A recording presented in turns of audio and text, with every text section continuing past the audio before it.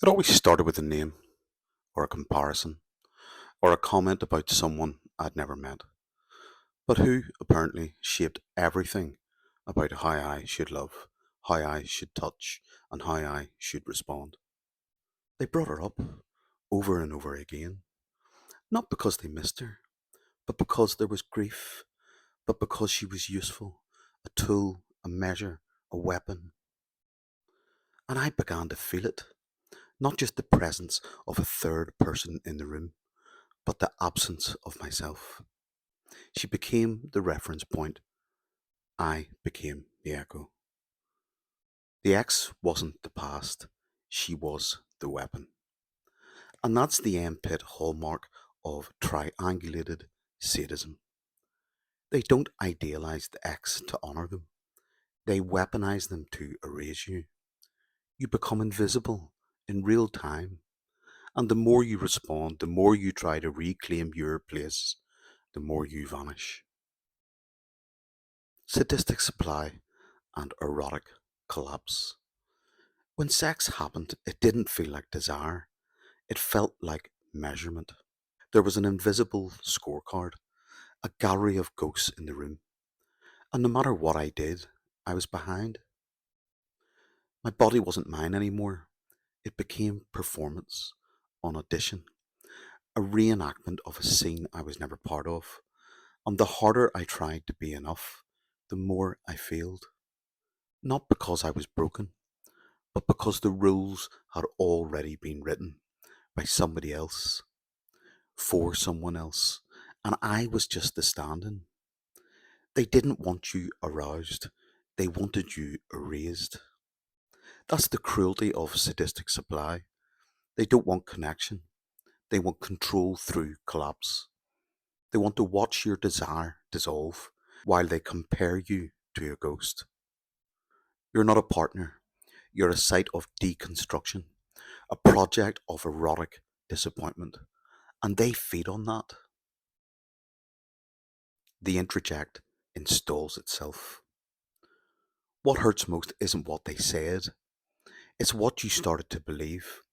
It's how her voice became your inner critic. It's how you started. It's how you started to feel her presence in the mirror. Not theirs, hers. The third object, the idealized X, was now inside, coiled around your self image, speaking for you, judging you, replacing you. You didn't just lose yourself, you became her. And this is where MPIT aligns with Kernberg, because this isn't just about emotional abuse, it's about libidinal contamination. It's the internalization of a third party object into the self structure. The survivor becomes a vessel for comparison. We introject the devalued ideal, and we now hate ourselves in her name. You're no longer with a narcissist, you're haunted by their memory of someone else, and that memory is now you. And then something shifts. You stop trying to be loved, you start trying to be enough. And in that shift, you lose your reflection entirely.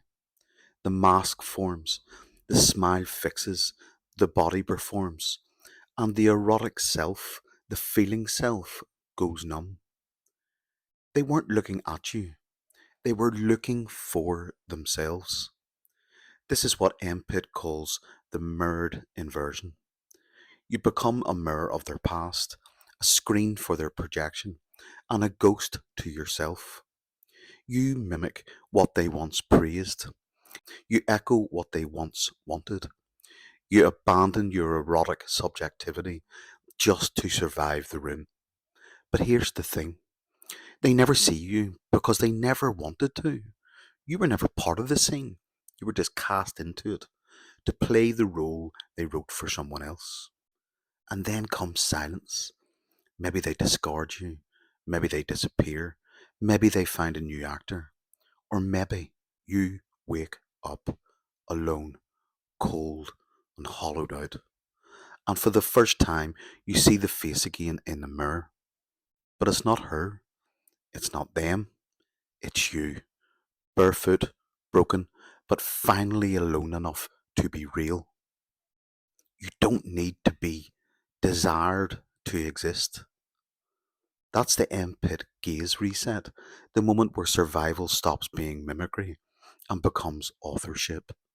You stop performing, you stop apologizing, you stop trying to win against ghosts.